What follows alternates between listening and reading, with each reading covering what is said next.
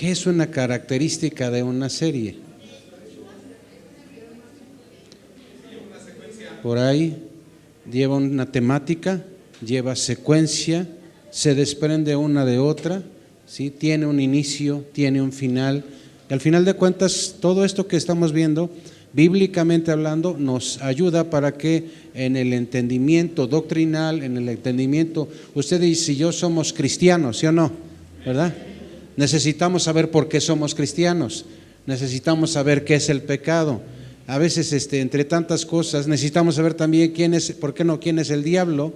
A veces se le echa la culpa al diablo de cosas que ni metió la cuchara, pero pues bueno, necesitamos estar bien ubicados, ¿verdad? Para que todo esto nos ayude, para que con la ayuda de Dios crezcamos, vayamos avanzando. Bueno, ya nos dio la hora, no me dio chance a que me contestara nada, o casi nada, pero bueno, vamos a avanzar. La serie, continuamos, dice por ahí, aparece en su pantalla, ¿cómo dice? Ahora déjenme ver, en la compo se ve una cosa, quiero ver si la letra sí se alcanza a ver, creo que sí, ¿verdad? Poquito, pero bueno, ok. Dice en la serie, El más puro evangelio, un estudio.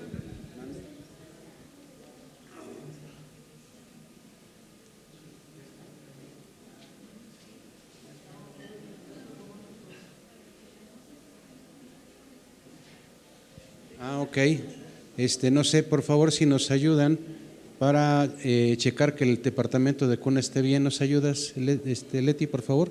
Checar que todo esté bien porque hay ahí detallitos. Bueno, ok, serie El más puro evangelio, y dice aquí un estudio de la carta del apóstol San Pablo a los romanos. Entonces hemos estado viendo aquí en lo que es la carta a los romanos, en la serie El más puro evangelio, pero tenemos un tema hoy que quiero compartir con usted, un necesario tema a entender, ¿sí? Y el tema aquí aparece, ¿y qué nos dice el tema, hermanos?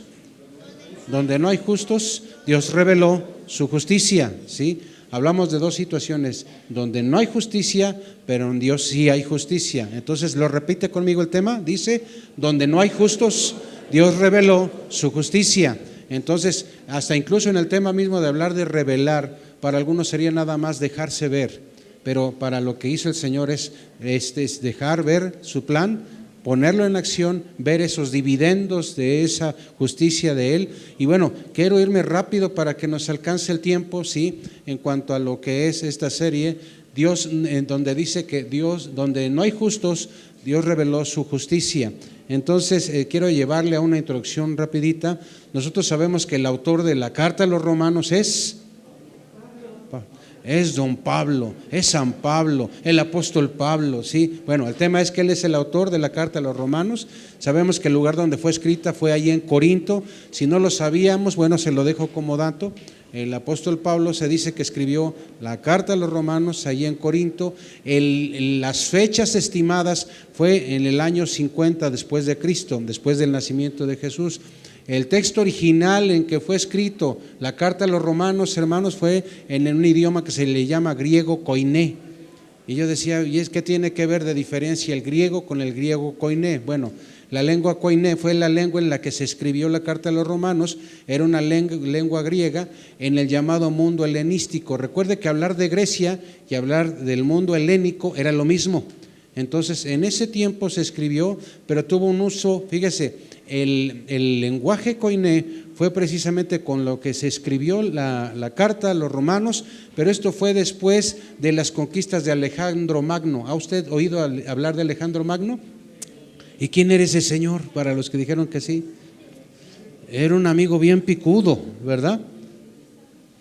Fue una persona que está considerada históricamente como de los mejores estrategas militares de su tiempo, aparte de que fue monarca, fue rey. Era, para que se dé usted una idea, era como hablar de Augusto César, pero una persona que era estratega, era en su tiempo, era en su momento, y una de las características, a diferencia de Julio César, que Alejandro Magno era más joven cuando estuvo ya con todas estas conquistas.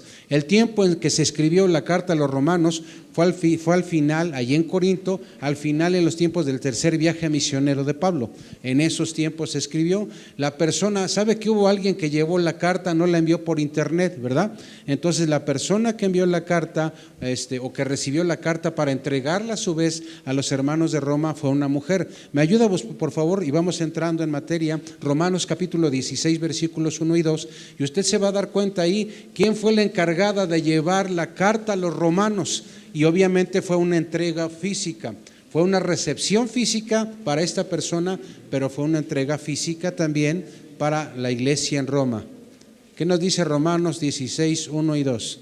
¿Alguien con voz de predicador fuerte que lo lea?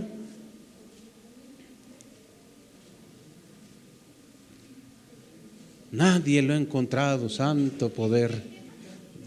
Romanos 16, versículos 1 y 2.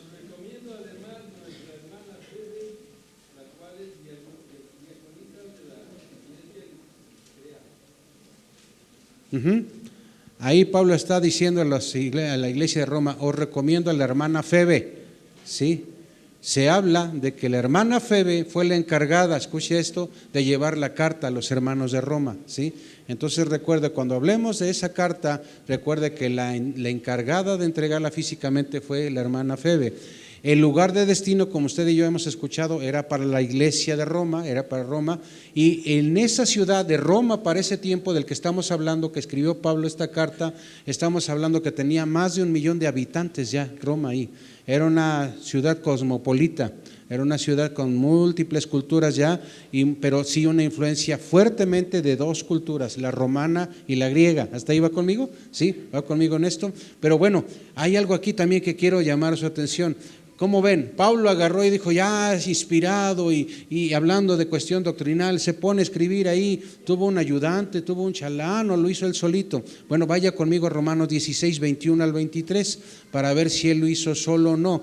Pablo fue ayudado a escribir la carta a los romanos, gracias, con ayuda de fíjese hermano, la persona que le ayudó a Pablo a escribir se le llamaba amanuense, no Manuel. Amanuense. ¿Qué era un amanuense? Era un secretario, era un copista, ¿sí? No era lo mismo un secretario o un copista que un escriba, eran asuntos diferentes. Entonces un amanuense fue la persona encargada de ayudarle ahí a Pablo a hacer esto, de tal modo que hasta, si usted se fija, hablamos de 3 versículos ahí de Romanos 16, 21, 22 y 23. Fíjese en el 21, os saludan Timoteo, mi colaborador. ¿Quién está diciendo esto? Pablo, y Lucio, Jasón y Sosípater. Me hubiera gustado llamarme Sosípater, ¿verdad?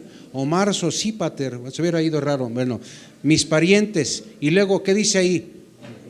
Yo Tercio, ¿qué dice? Que escribí la epístola, os saludo en el Señor. Para que usted se dé la idea, aquí está pasando esto. Pablo está dictando, os saludo a Timoteo, mi colaborador, y Lucio, Jasón y Sosípater, mis parientes. Y luego le da pauta a aquel amanuense que se llamó ¿cómo?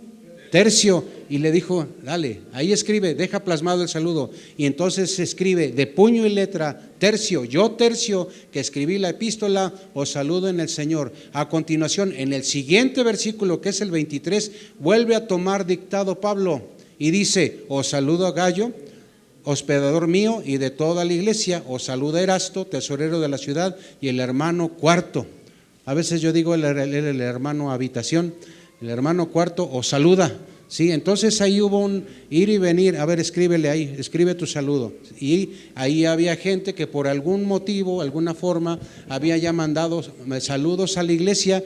El tema es que era la parte ya de los saludos, y entonces Tercio fue el colaborador o amanuense encargado de ayudar a Pablo con esto. ¿Sí? ¿Hasta ahí va conmigo? Bueno, ahora surge una pregunta adicional de carácter inevitable. Hablando de, si no fue Pablo quien llevó, no estoy hablando de la carta, si estoy hablando del evangelio. Si no fue Pablo el que llevó el evangelio a Roma, ¿quién llevó el evangelio a Roma? Porque estamos hablando de que Pablo está escribiendo a los hermanos que están en Roma. ¿Quién había llevado el evangelio a Roma, hermanos? ¿Quién me dice? Pues alguno de los otros hermanos. Simple, pastor, simple, ¿sí? Fíjese, no está escrito en la Biblia, pero de manera tradicional se dice que hubo hermanos que llevaron el evangelio a Roma, y estos hermanos fueron de aquellos que estuvieran en el día del Pentecostés en Roma. Si usted se acuerda y leemos ahí en los versículos de aquellos que estaban en el Pentecostés, ahí había algunos hermanos que procedían ¿de dónde? De Roma, de Roma. Entonces se dice tradicionalmente que a partir de ese tiempo, ya cuando llegó el Espíritu Santo, estaban ya listos para llevar la palabra. Unos de esos hermanos que estuvieron en el tiempo ahí en el aposento alto, esos 120 personas, algunos de ellos se encargaron de llevar el evangelio a Roma. Por eso ya la palabra estaba en Roma, gracias a Dios. ¿Hasta ahí va conmigo? Ajá. Bueno, ahora viene lo siguiente. ¿Cuál fue el propósito por el cual se escribió la carta a los romanos? Todo tiene su razón, todo tiene su sentido, todo tiene un porqué. ¿Por qué se escribió la carta a los romanos? Tenía razones por las cuales Pablo quería y escribió esta carta. Obviamente hubo ese sentir de parte del Señor. Tan es así que esto ha servido para nosotros históricamente saber lo que sucedió. Doctrinalmente nos sirve muchísimo para lo que nosotros sabemos y aprendemos referente a la salvación, la gracia, la justificación por fe, el inmerecido favor de Dios dado a nosotros, y también comparativamente, irónicamente, el saber que nosotros no somos justos. Nadie. ¿Quién de aquí es justo, hermanos? Nadie. Y bueno, y si habláramos de vamos a decirlo así, de esta manera, ¿quién tiene aquí, hablando del grupo de adultos, quién es el más jovencito del grupo de adultos? No de casados, sino de edad, el más jovencito. ¿Alguien que tiene menos de 25 años? ¿No? ¿Menos de 30? ¿Sí? ¿Sí? Bueno, tú tienes ¿qué? 24. Bueno, él tiene 24. Yo tengo retiartos, tengo muchos años. A ver, ¿cómo te llamas? Javi, vente para acá. Bueno, yo voy para acá. Javier y yo. Bueno, Javier está aquí, ¿verdad? Javi lo hemos visto poco, a mí me conocen más, ¿verdad? Delante de Dios, yo por ser pastor soy bien justo y él no. ¿Cómo ven? ¿Qué pasa con nosotros dos? Para el Señor somos igual de ¿qué? Pues de injustos, ¿verdad? Usted por ser pastor tiene que ser muy justo. ¿Quién les dijo semejante barbaridad? ¿Verdad? Siéntate, hermano, gracias, ¿verdad? Perdón que me tuve que apoyar en ti. Dice en la Biblia que no hay justo ni una sola persona. ¿Hasta ahí va conmigo? Entonces la carta a los romanos nos da un esbozo general de la situación del hombre, pero la gracia del Señor por medio de la fe. Los propósitos principales, escúcheme por favor, si gusta usted anotarlo o sacarle ahí una fotografía para que usted lo tenga presente. Los propósitos principales por los que fue escrita la carta a los romanos: número 1, enseñar las grandes verdades del evangelio de la gracia. Grandes verdades del evangelio de la gracia a creyentes que nunca habían recibido ningún tipo de instrucción apostólica. Tenían el evangelio, pero no sabían qué con el asunto de los apóstoles, la chamba a la cual ellos estaban siendo llamados y lo que tenían que hacer. Número 2, fue una carta de presentación ministerial de Pablo para que se le reconociera en su ministerio apostólico. No solamente es llevar el evangelio, no solamente es recibir la instrucción apostólica, sino era su carta de presentación con ellos, ¿sí? La tercera, la razón misma era predicar el evangelio. ¿Hasta ahí van conmigo? Vamos con la cuarta. Era para que se conociese próximamente a los hermanos de Roma y para animarse mutuamente. ¿Te ha tocado que llegas así a la iglesia medio ponchado? Te fue la semana como matraca de pueblo, así todo sangoloteado, y llegas y llega un hermano que te dice, te ve y te dice: ¿qué pasó, hermano? ¿Cómo estás?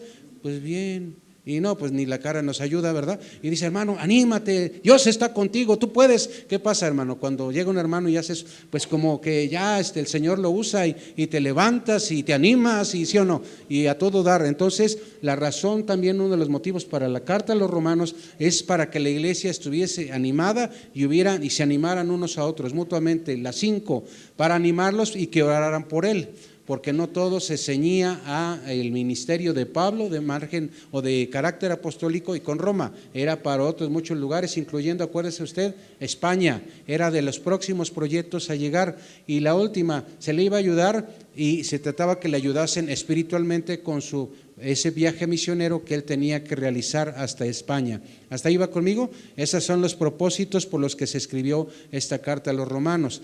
Y ahora vamos a un punto, el inicial, hermano, para esto que estamos viendo, donde no hay justos. Dios reveló su justicia. Y dice ahí en el punto 1, ¿qué dice ahí?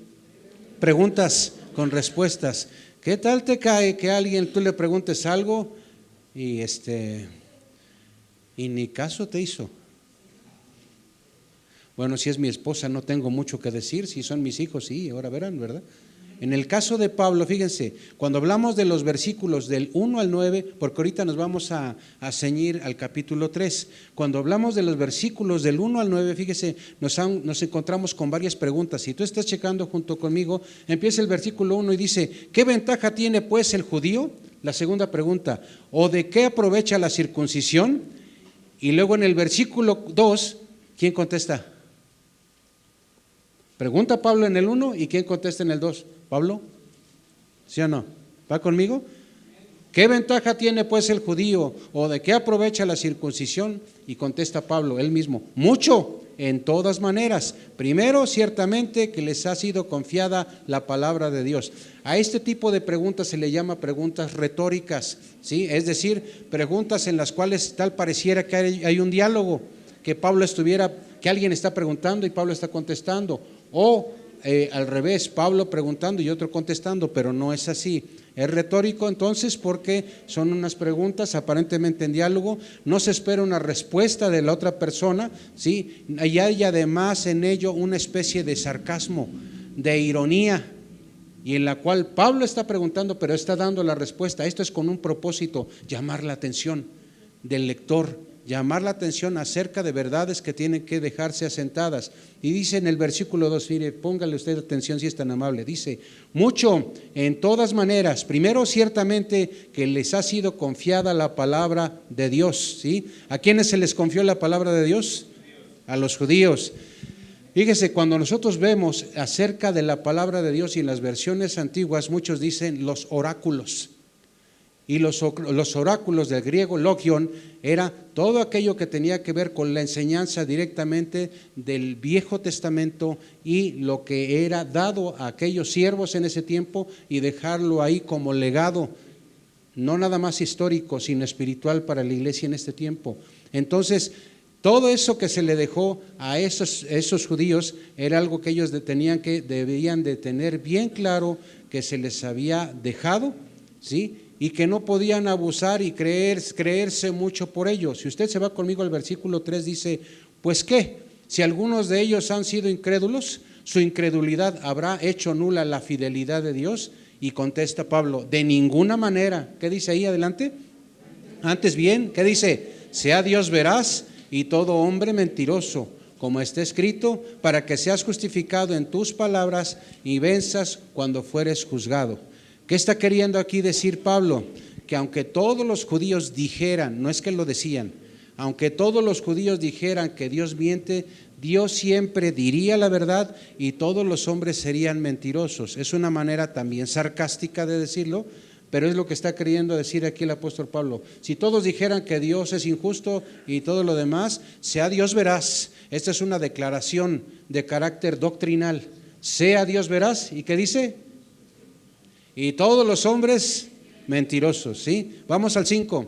Y si nuestra injusticia hace resaltar la justicia de Dios, ¿qué diremos? ¿Será injusto Dios que da castigo? Y luego dice ahí, algunas versiones la tienen, otras no, hablo como hombre. Los hechos y las acciones de los hombres, al ser injustas, fíjese hermano, estas acciones de los hombres al ser injustas hacen notar aún más que Dios es justo. Lo rebobino para que se repita. Las acciones de los hombres al ser injustas hacen ver más en el proceder y en el mover de Dios que Dios es justo. ¿Y eso cómo se digiere? Nosotros al leer Romanos nos vamos a encontrar de frente, como con una pared, con la verdad de que no somos justos.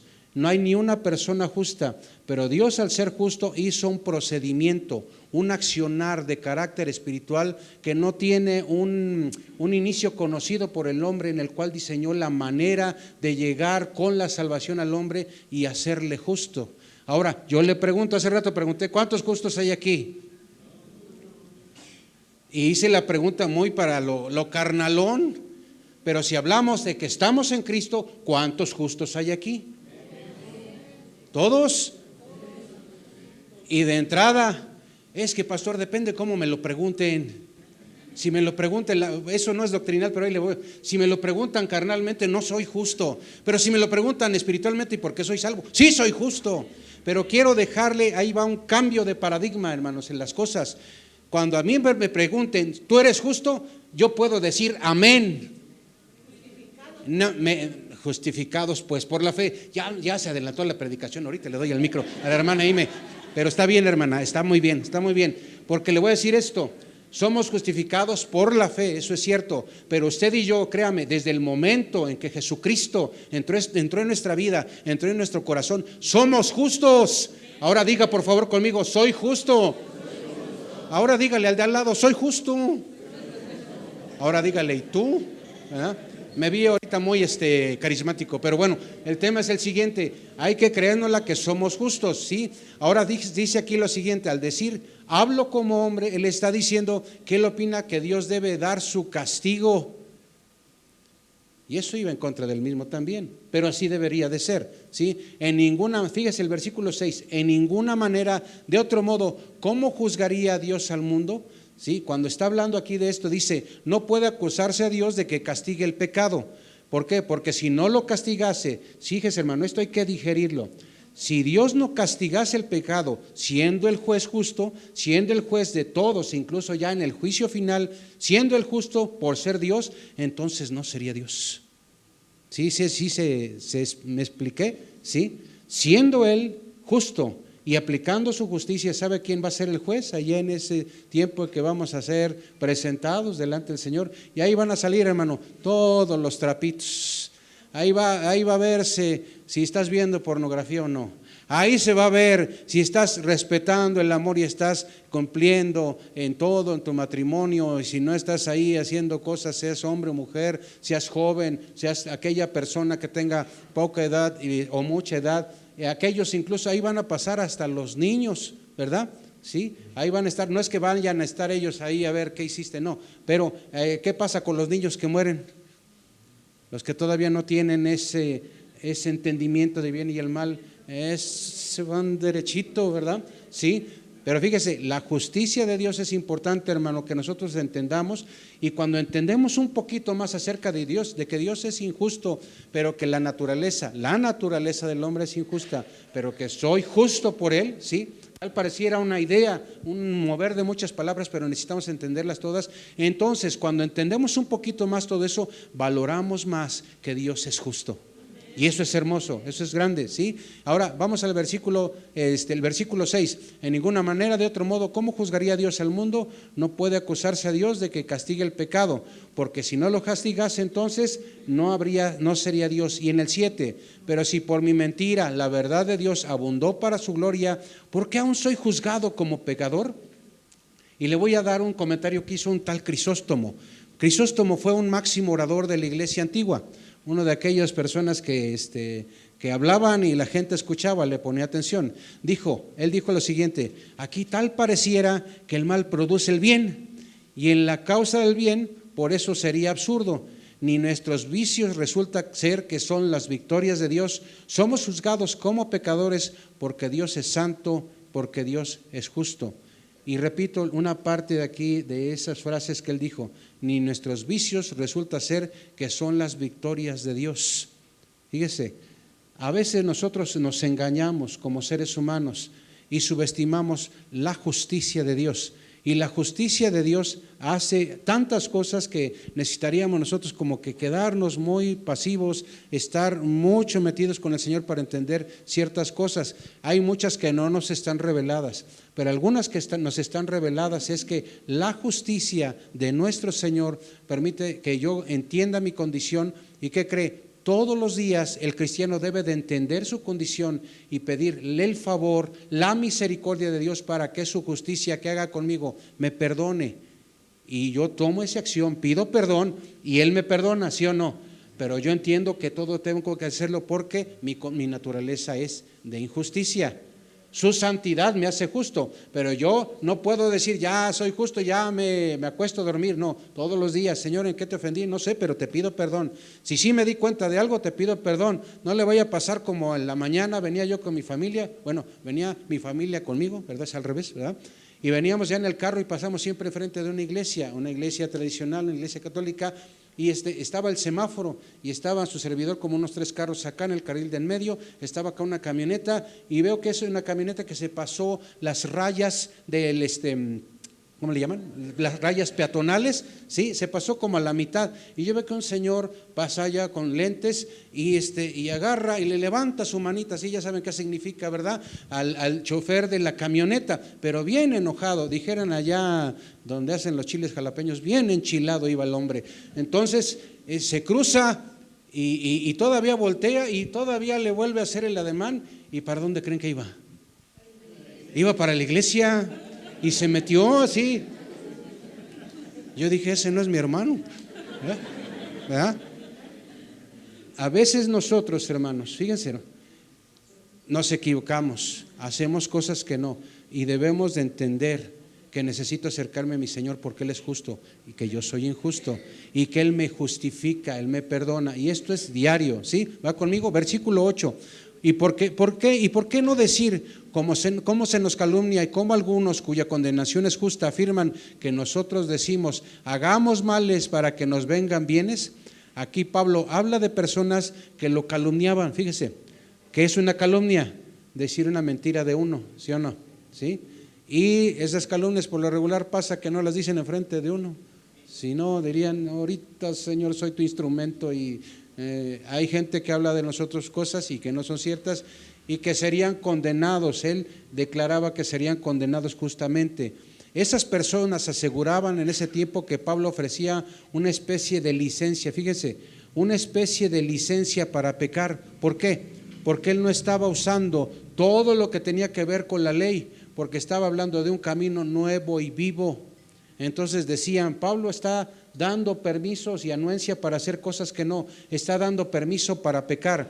Decían que Pablo aseguraba que se hicieran males y les vendrían bienes. ¿Cuándo Pablo dijo eso?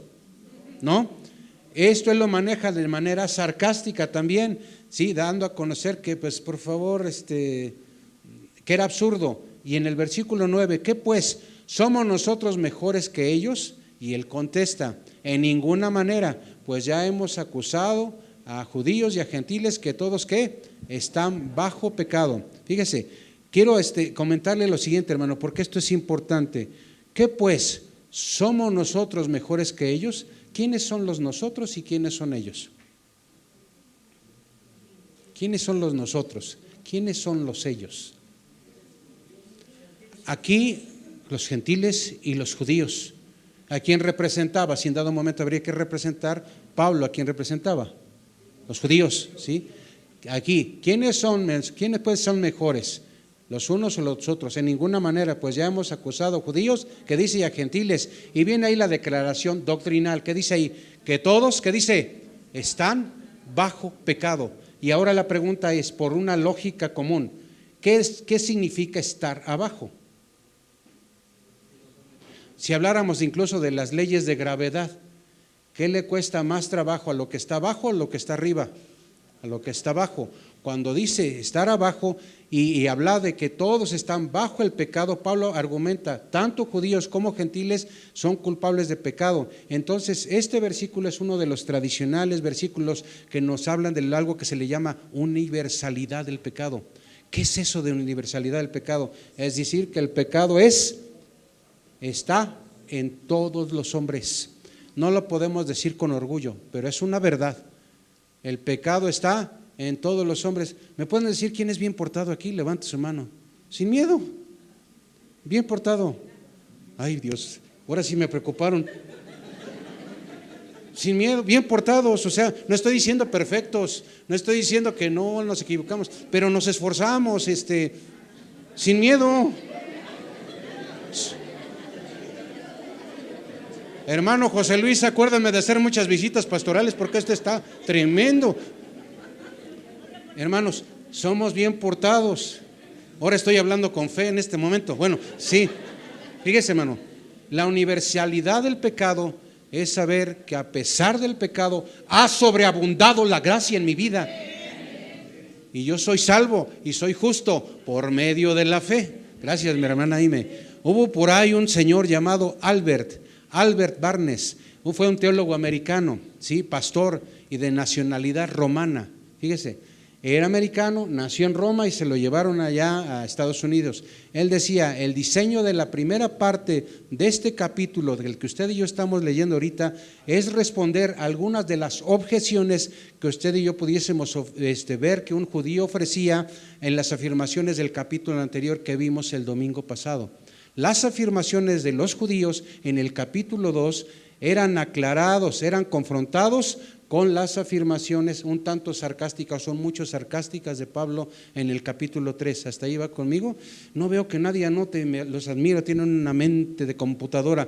Y Romanos capítulo 3, versículos 10 al 19, estamos ya avanzando en la lectura. Nos dejan claro que no ha existido ni existe en este mundo una sola persona justa, ¿sí? Entonces, primero empezamos con esas preguntas, seguimos después con declaraciones en las cuales la justicia no es tal, ¿verdad?, por nosotros mismos. Ahora, hablemos de lo que es ser justo, y ahí aparece en su pantalla. ¿Qué es ser justo? Ahí. Yo sé que la mayoría nos vamos a identificar ahí. Bueno, persona que actúa, ¿qué dice? Correctamente. Otra, persona que es moralmente buena. Es aquella persona que sigue los mandamientos de Dios, vive de acuerdo a sus, ¿qué dice? Sus enseñanzas. Es una persona honrada, es una persona fiel, una persona honesta, pero donde de plano me movió el tapete y me cimbró fue en el inciso E. ¿Qué dice ahí? ¿Lo lee conmigo? Persona virtuosa, ¿qué dice? En sus acciones y que cumple con las expectativas morales y éticas de Dios. Yo estaba digiriendo eso, lo estaba asimilando. ¿Qué es una persona justa? Es una persona virtuosa en sus acciones y que cumple con las expectativas morales y éticas de Dios. Y fue movido inevitablemente a ver cuáles son las expectativas de Dios para mi vida. ¿Sabe usted qué espera Dios de su vida y de la mía? ¿Sí? La expectativa en sí mismo es lo que Dios espera que el hombre realice. Para algunos la palabra expectativa está queriendo decir la posibilidad razonable de que algo pase. La expectativa de Dios es que yo sea virtuoso en mis acciones, que es una persona moral y éticamente correcta de acuerdo a los lineamientos de Dios, los lineamientos divinos. Y mi pregunta siguiente es, ¿qué tan fácil es eso? Quito esto porque me voy a golpear gratis. ¿Qué tan fácil es eso? La respuesta a esta pregunta es imposible. Y lo recalco, es imposible ceñirnos a eso. Ay, sí, ya me iba yo a regresar una. Es imposible que cumplamos con esas virtudes y acciones morales y éticas bajo la expectativa de Dios. Miqueas 6:8. Miqueas 6:8, usted lo puede buscar si es tan amable. Nos movemos tantito a lo que es el Viejo Testamento y usted va a ver ahí cuáles son las expectativas de Dios. ¿Ya lo tiene, hermano? Miqueas 6:8 aparece aquí. Lo leemos juntos. ¿Cómo dice ahí? Oh hombre, Él te ha declarado lo que es bueno y que pide Jehová de ti: hacer justicia y amar misericordia y humillarte ante tu Dios. Esas son las expectativas de Dios, ¿sí? Y se oye rete fácil en un solo versículo, pero quiero que se fijen en lo siguiente. ¿Qué dice? Oh hombre. No dice oh hombre y luego una arroba ahí en lugar de la I, ¿verdad? Le pone la arroba y no, hombre, habla de hombre y mujer. Él te ha declarado lo que es bueno y qué pide Jehová de ti. Y luego me encanta porque le pone ahí una palabra que ahí como que no me hace clic, hermana Marisela. Solamente. Nada más, esto poquito, dice solamente hacer justicia y amar misericordia y humillarte ante tu Dios. ¿Cómo la ve? ¿Cómo la ve? Es un solo versículo, lo podemos leer fácil y aparte dice solamente. Pero cuando nos dice hacer justicia, no se puede hacer justicia sin ser justo. Hablo yo de ser genuino, hablo de continuidad, hablo de permanencia, hablo de hacerlo correctamente. Dice, amar misericordia. ¿Qué es la misericordia? ¿Qué es la misericordia? Es un conglomerado de cosas que suceden en mí que me da dolor, me da tristeza, me puede, compasión, empatía, como le quiera llamar, pero de lo que está pasando con otra persona y que no está pasando conmigo, y que bien fácil puedo darle la vuelta e irme para otro lado. Y dice amar misericordia. El amar misericordia va de la mano con todo lo que es mi persona y el accionar como consecuencia de lo que está pasando en mi persona. Y dice, y humillarte ante tu Dios. Y la pregunta es, ¿eso está fácil o no? Para cumplir las expectativas de Dios. Y la respuesta es imposible. Pero ahí viene lo bueno, para que no estemos a la deriva. Pero Dios nos hace justos y Él convierte, Él nos ayuda para que ya pudiésemos nosotros haber hecho varias cosas buenas en el día que agradan al Señor. Pero hagan de cuenta que como el pastel, ¿a usted le ha tocado comerse un pastel y con la mosca? ¿No? Bueno, es que era el pastel blanco, pastor, yo le he ubicado, pero ya ves que hay unos pasteles medio morados, medio oscuros y luego, ¿no te ha tocado algo así? A mí me ha tocado comerme una mosca, hermanos. Pues, ¿qué le digo? ¿Verdad? ¿Qué pasa? Te echó a perder todo el bocado, te echó a perder toda la rebanada, ¿sí? Con poquito que se pecase, poquito que fuera, echó a perder todo el asunto. Porque delante del Señor no estaríamos aprobados, pero Dios nos hace justos, la expectativa de Dios. Y hubo por ahí un hombre llamado Tertuliano de Cartago.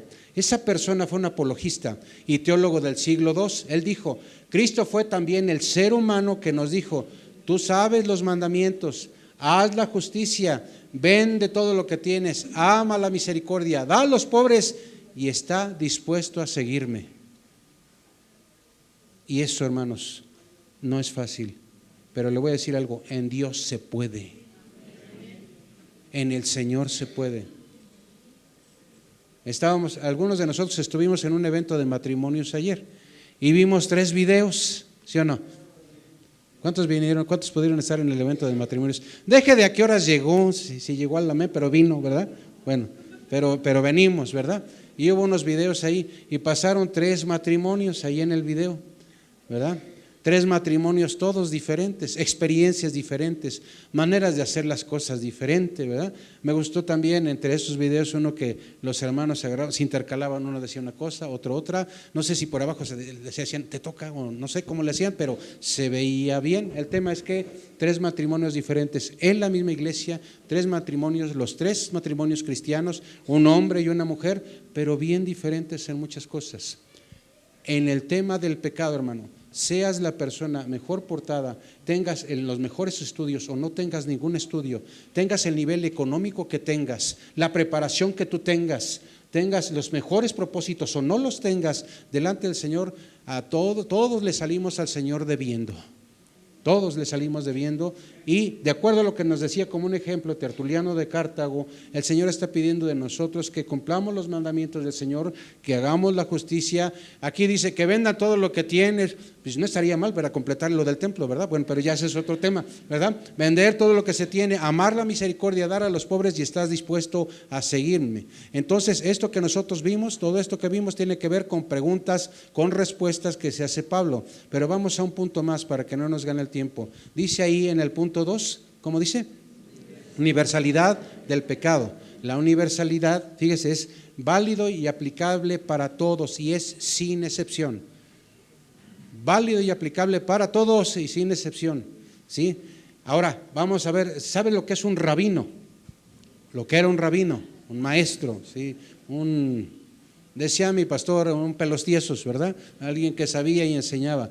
Referente a Romanos, usted y yo nos vamos al mismo capítulo 3, pero nos vamos a los versículos del 10 al 18, ¿sí? Y vamos a encontrarnos ahí con algunas cosas, ¿sí? En cada versículo Pablo hubiera dicho, fíjense, en los tiempos rabínicos hubiera sido común que en esos versículos Pablo hubiera dicho, como está escrito, o escrito está. Cuando en los tiempos de los maestros de la ley, hablaban sobre la ley, se usaba mucho el escrito está. ¿Y se acuerdan cuando el Señor hablaba y fue tentado? ¿Se acuerdan cómo iniciaba? Escrito está, ¿verdad?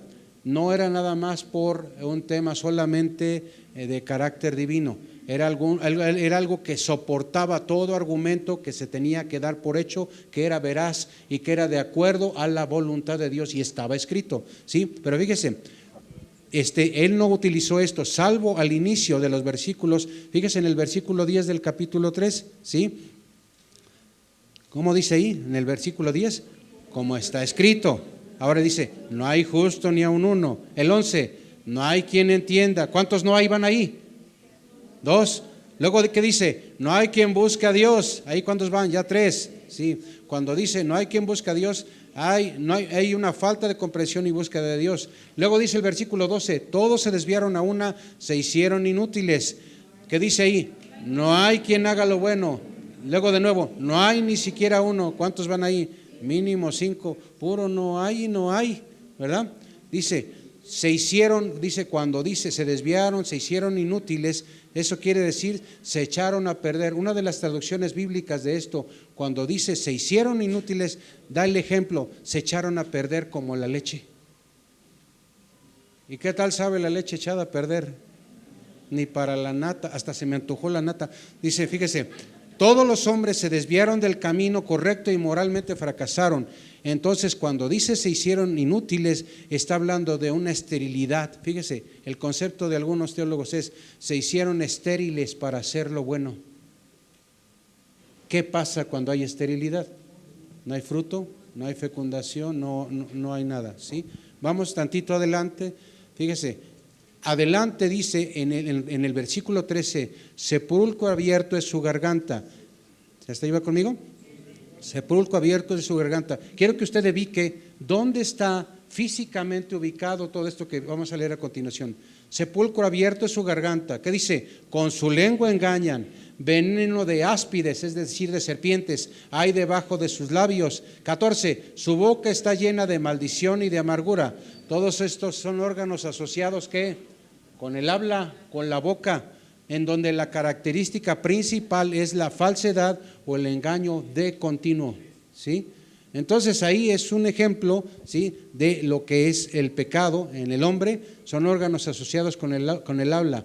Si usted se fija en la historia a través de los siglos, mis hermanos, nos deja ver muy claro que el habla del hombre está llena de algo que en la historia se le llama imprecar, imprecaciones. ¿Qué quiere decir imprecar? Son palabras que expresan el vivo deseo de que alguien sufra, de que alguien sea dañado. Cuando el hombre abre la boca, un hombre sin Cristo, un hombre sin el estar buscando al Señor, ¿qué hace? Cuando le buscan tantito. A veces yo veo a dos personas que se están peleando en la calle y le digo a mi esposa, mira, ahí hay dos gallos giros, dos gallitos giros. Se dan hasta, bueno, ahí no hay cubetas, sino las mismas que agarraban, se dan con todo. Aquel que está sin Cristo es un imprecador, es decir, tarde que temprano sus palabras van a buscar hacer daño a alguien, ya sea porque no le gustó. Fíjese que en los medios actualmente ha visto algún video, algún reel que le llaman, ¿verdad? Todo esto, y alguien pone algo que es bueno aparentemente, ¿no? Pero no falta alguien que no oralmente, pero ¿qué hace ahí? Tal pareciera que le pagaran, dale duro a este porque lo que hace está mal y búscale la manera, ¿verdad? Hablando en el mundo hay mucha gente que está buscando la manera de que alguien sufra o se le haga daño. ¿Por qué? Porque tiene que ver con sepulcros abiertos, tiene que ver con engaño, tiene que ver con veneno, tiene que ver con maldición y tiene que ver con amargura. Lo que acabamos de leer en los versículos 13 y 14. Violencia y destrucción en la vida del pecador. Esto hace referencia en los versículos más adelante a sus pies. Yo quiero que escuche por favor Isaías 59, 7 y 8. No lo busque, pero escúchelo por favor. Dice, sus pies corren al mal, se apresuran para derramar la sangre inocente. Sus pensamientos de iniquidad, destrucción y quebrantamiento hay en sus caminos. No conocieron camino de paz, no hay justicia en sus caminos, son veredas torcidas. Cualquiera que por ellos fuere, no conocerá paz.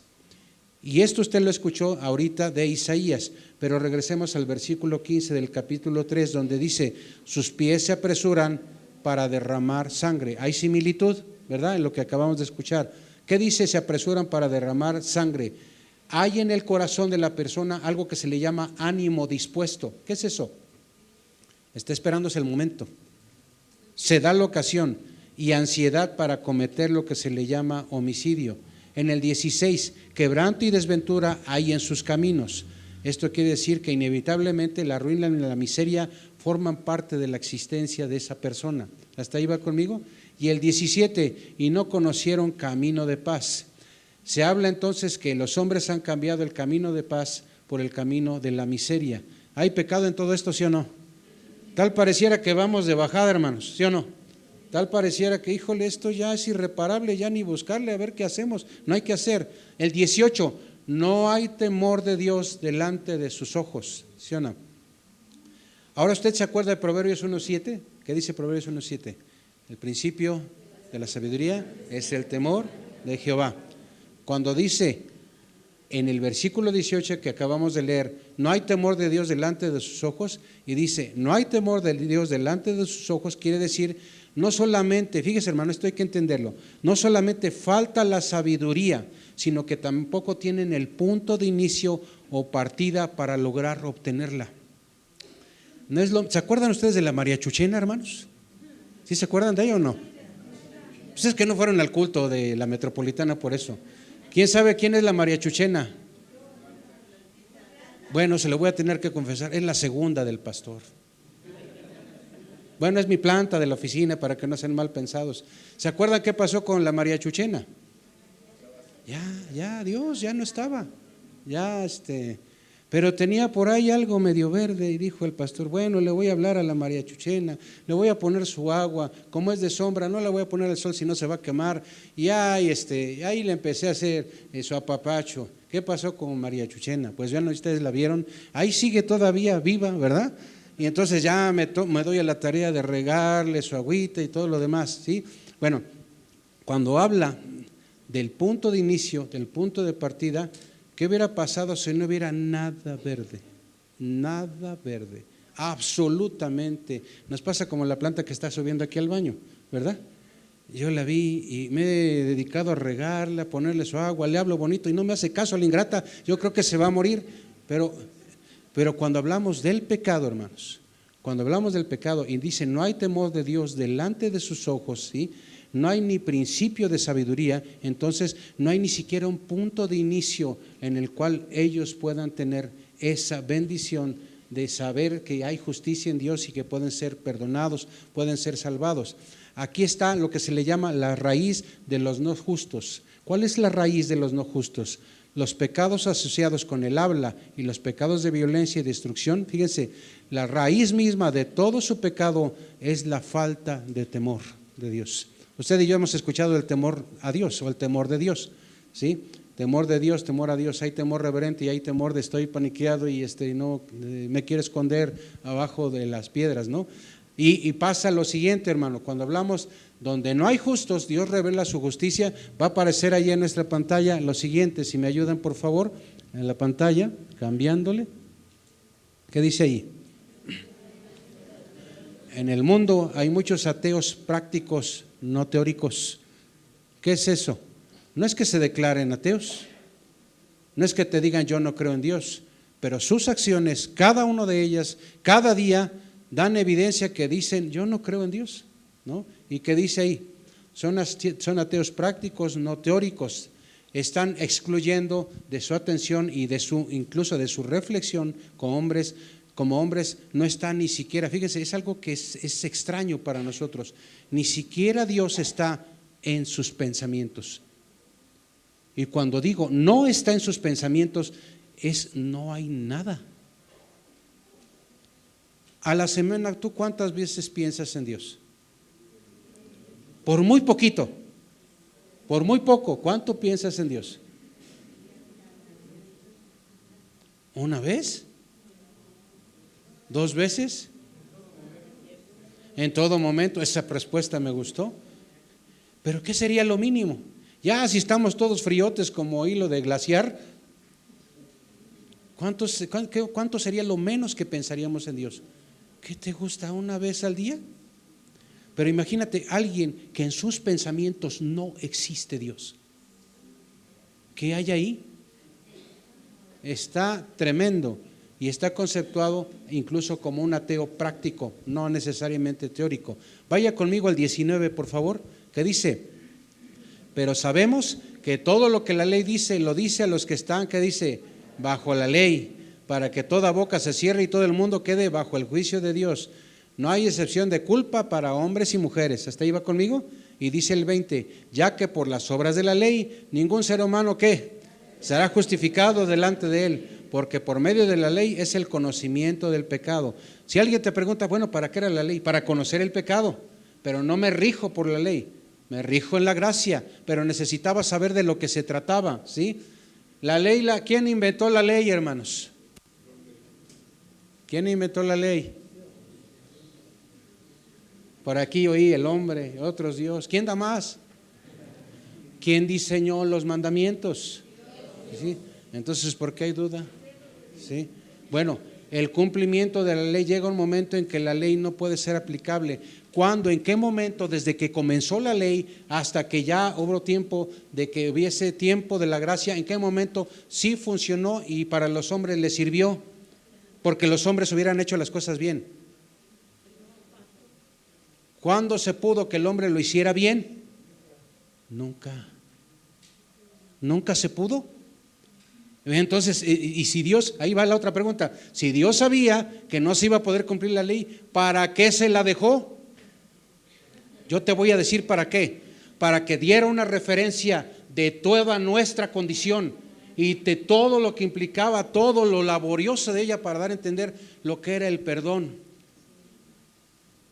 Y cómo ahora usted y yo podemos disfrutar de esa gracia. Fíjese, fíjese, cuando hablamos, ya que por las obras de la ley ningún ser humano será justificado, la función efectiva de la ley, hermano, es tomar conciencia. Y quisiera que eso lo apuntara o se lo grabase. La función de la ley es que el hombre tomase conciencia del pecado, y la función de la gracia es que nosotros fuésemos justificados, ¿sí? ¿Y le ha tocado a usted que le justifiquen algo? ¿Sí o no? ¿Qué se siente cuando te justifican? Cuando íbamos a la escuela, o los que van a la escuela, ¿qué pasa cuando ya te justificaron algo que estaba ahí como que en la tablita decimos por acá? Pues eso ya, no hay problema con eso, eso ya está listo. No tenemos ningún inconveniente con eso, lo que sigue. La justificación del hombre, vamos al punto 3. La justificación del hombre, ¿qué es justificar? Me encanta esta definición porque es real, es tangible. La justificación es el acto de Dios de declararme a mí como una persona justa delante de Él mismo. Es decir, Dios mismo en el acto mismo de su accionar hace que yo sea presentado delante de Él mismo como justo. Y eso se oye bonito, se oye muy bien, pero ¿qué precio hubo? Quiero llamarle a lo que está llamada doctrinalmente como el corazón de la carta a los romanos, y esos son del versículo 21 al 26, lo que es el corazón, hablando doctrinalmente de la carta a los romanos, que es donde se habla de la manifestación de la justicia de Dios. ¿Hasta ahí va conmigo? ¿Sí? ¿Qué dice? Versículo 21, pero ahora, cuando vemos eso pensáramos que es un tema de tiempo. No es una referencia de tiempo, habla de algo que se le llama un cambio de flujo. Es como si tú tienes la manguera y la tenías así, el chorro, y de repente lo oprimes o usas ¿cómo se llama? La llave esta y sale más fuerte. Es un cambio de flujo, dice, pero ahora, aparte de la ley, ¿sí? No tiene que ver con lo que usted y yo conocemos ahora, y se ha sabido por generaciones, se ha manifestado la justicia de Dios testificada por la ley y por los profetas. Es decir, dice, ahora les presento esto nuevo, pero la referencia sigue siendo la ley. Dijo el Señor, no vine para abrogar. ¿Qué es abrogar? ¿Vine para qué? Para cumplirla, ¿sí? ¿Hasta ahí va conmigo? ¿Sí? Y dice el 22, la justicia, dice, se ha manifestado la justicia de Dios, tantito arriba, testificada por la ley y por los profetas, la justicia de Dios por medio de la fe en Jesucristo para todos los que creen en Él, porque no hay diferencia. Ahí usted y yo tenemos la oportunidad de reconocer la verdad de Dios revelada en su palabra. Confiando en Él también le recibimos, descansamos en Él y descansamos en Él para salvación, y es una salvación que se nos ofrece. ¿Cuánto costó la salvación? No pregunto a Jesús, ¿cuánto a ti y a mí nos cuesta la salvación? ¿Cuánto estamos pagando? qué frescura, hablando espiritualmente, propiciatoriamente, salvíficamente, como lo quieras entender, qué frescura tiene la sangre de Jesús en su efectividad de perdón para el ser humano. Es como si en este momento, escúchame esto, se estuviese derramando. ¿Para qué se derramó la sangre de Jesús? Para perdonar pecados, ¿sí? Para remitir pecados, para justificar, para santificar, para propiciar, ¿sí? Todo eso es lo que sucede con la sangre de Jesús. La justicia de Dios en el 22, por medio de la fe en Jesucristo, para todos los que creen en Él, porque no hay diferencia. Repito, la justicia de Dios, ¿por medio de qué? De la fe en Jesucristo. ¿Para quién?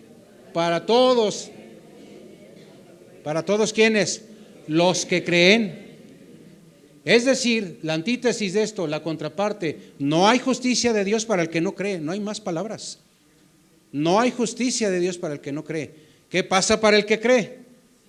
No tiene una parte de la justicia de Dios, tiene toda la justicia de Dios. ¿Y qué es toda la justicia de Dios? A pesar de que soy miserable pecador, a pesar de que le fallo, traigo una naturaleza de pecado, está ahí la carnota todos los días, a pesar de eso, por la sangre de Jesús derramada en la cruz del Calvario, yo soy justo. Y ahí van los amenes, ¿verdad? Yo soy salvo. Sí, el Señor por su gracia hace esto. 23, por cuanto usted se lo sabe este versículo, por cuanto todos pecaron y están que destituidos de la gloria de Dios, siendo justificados gratuitamente por su gracia mediante la redención que es en Cristo Jesús. Quisiera que la anotara si gusta, el versículo 24 de 3 del capítulo 3 de Romanos está conceptuado como un versículo triunfal, se le llama de esa manera. Un versículo triunfal, siendo justificados, ¿qué dice ahí? Gratuitamente. ¿De qué manera? Por su gracia. ¿Sí? ¿De qué modo? Mediante la redención que es en Cristo Jesús. ¿Sí? Somos justificados, del griego declarar. ¿Sí? Aquí entra así una declaración. Esto, hermano, esto sí se puede decir que es una declaración muy válida y que no estamos haciendo una chuecura. No puedo, fíjense, aquellos que están con la declaritis. Cuando tú declares, yo soy salvo gratuitamente mediante la redención en Cristo Jesús, eso es una correcta declaración. ¿Sí? ¿Hasta ahí va conmigo? ¿Sí? Hay algo aquí, hay una palabra que dice, ¿sí? Dios atribuye, asigna, ¿sí? Dios atribuye y asigna salvación a aquellas personas, ¿sí? Por su sacrificio en la cruz, es decir, ya no imputa, ya no atribuye ese pecado a los hombres porque Él murió de manera sacrificial y resucitó. Redención, hay una palabra que usted y yo necesitamos recordar. Redención significa liberar del ser esclavo, ¿sí? Y esta liberación no fue, pues ya te liberé ya, no, implicó un precio. La redención siempre implicará un precio y va de la mano libertad, ¿sí? Cuando el Señor nos redime, hay un precio pagado y hay libertad que nosotros nos adjudicamos. Sí, fíjese en el 25, a quien Dios puso como propiciación. Propiciación es cubrir, recuerde esto, cubrir. Cuando Dios hizo esa propiciación, cubrió y apaciguó, fíjese, apaciguó su ira. Dios mismo nos cubre con la sangre de su Hijo para apaciguar la ira del Padre. Se oye algo poco entendible para nosotros. De entrada, ¿por qué sacrificas a tu hijo? ¿Por qué? Sacrificas a tu hijo para apaciguar tu ira conmigo, como que a mí no me entre eso en la cabeza. Estas son cosas, hermano, perdón, no son cosas para entenderse, son para creerse, que el Señor decidió y yo le agradezco. Yo no sé usted, pero yo le agradezco al Señor eso. Oiga, manda a su hijo a morir por mí, para apaciguar su ira por mi naturaleza de pecado. Y eso es grande, hermanos, eso es hermoso, ¿sí? Fíjese, quiero avanzarle un poquito ya a esto y quiero que usted escuche lo siguiente. El sumo sacerdote, ¿se acuerda lo que hacía? Rociaba el propiciatorio, recuerde esto, estaba el arca del pacto tenía sus ángeles aquí con sus alitas casi que unidas, y la tapa del propiciatorio, ahí estaba, desde esa arca del pacto el Señor hablaba con Moisés, ¿sí? El Señor hablaba desde esa arca, a ese nivel, esa altura, y estaba la tapa del arca del pacto, y la tapa, recuerde usted que era el propiciatorio. ¿Qué había abajo del propiciatorio? y que estaba dentro de la caja, recuerda usted, ya le hemos mencionado, las tablas de la ley, la vara de Aarón y los cornflakes del Señor, le digo yo, ¿verdad? ¿Sí o no? ¿Sí o no? ¿Verdad? Las hojuelas con miel. Está se antojó, hermanos. Bueno, el tema es, está ese cubre, ¿sí? Cubre, ¿qué hacían el sacerdote con la sangre derramada? Dice que mataban el animalito, le ponían las manos, a veces era Aarón, también sus hijos, mataban el animalito, ¿qué hacían con la sangre? La rociaban sobre la tapa del propiciatorio, arriba. ¿Qué está queriendo decir eso? El Señor cubre mis pecados. Y yo bendigo al Señor porque todos los días, por su amor a mí, hermanos, el Señor cubre mis pecados. Y yo lo que tengo que decir es humillarme ante su presencia, darle gracias y decirle, papá, gracias. Las palabras que usa Paulito, me gusta que dice Paulito, papá, muchas gracias porque hiciste eso por mí, siendo yo pecador, siendo yo un ingrato pecador, tú moriste por mí. Fíjese, el adorador en las religiones paganas, él tiene la responsabilidad de apaciguar la ira de Dios, de su Dios que ha ofendido, él tiene la obligación. Sin embargo, lo que Dios hizo, fíjese, para el ser humano, como no había la capacidad nosotros de satisfacer las exigencias de la santidad y la justicia de Dios, fíjese, nosotros fuimos objeto de la iniciativa salvadora de Dios. Lo repito, nosotros fuimos el objeto de su amor, el objeto de su iniciativa salvadora. ¿Y qué hace Él? Manda a su Hijo, usted y yo lo sabemos, y se ofreció para salvación y para darnos vida eterna. Termino aquí con lo siguiente, Romanos, el versículo 26, fíjese, con la mira de manifestar en este tiempo su justicia, a fin de que Él sea el justo y el que justifica al que es de la fe en Jesús. La iniciativa de justificar y salvar nunca va a ser de los hombres. Nunca fue de los hombres, fue de Dios. Pero no puede ser que yo dé por hecho que yo no debo de tener ahora iniciativa, hermanos. Yo debo de tener la iniciativa por amor, por agradecimiento, porque su Espíritu Santo está en mí, de buscar al Señor todos los días. Entonces, resumen, hermanos, donde no ha habido justos, Dios se ha glorificado y ha revelado su justicia. Bendecimos al Señor por eso. Póngase de pie, hermanos, por favor, pónganse de pie.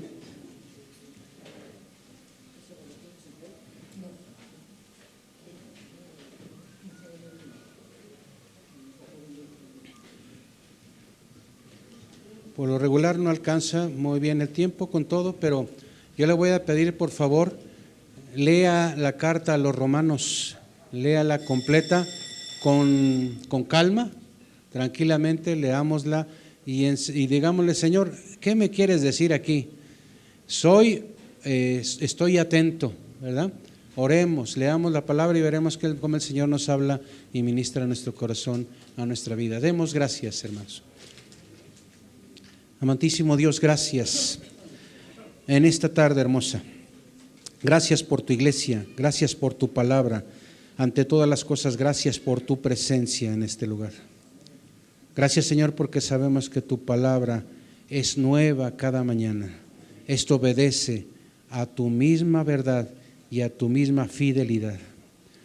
El día de hoy te doy gracias juntamente con mis hermanos, porque sabemos que aun de que nosotros, nuestras situaciones no ser fieles, tú permaneces fiel.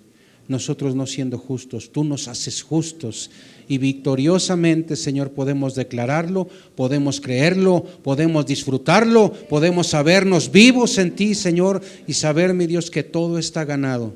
Ayúdanos cada día a pelear la lucha diaria, Señor, esas batallas diarias y seguir adelante. En ti somos, Señor. A ti vamos, te damos la gloria por todas las cosas. Algunos de mis hermanos se retiran, otros más continuamos aquí.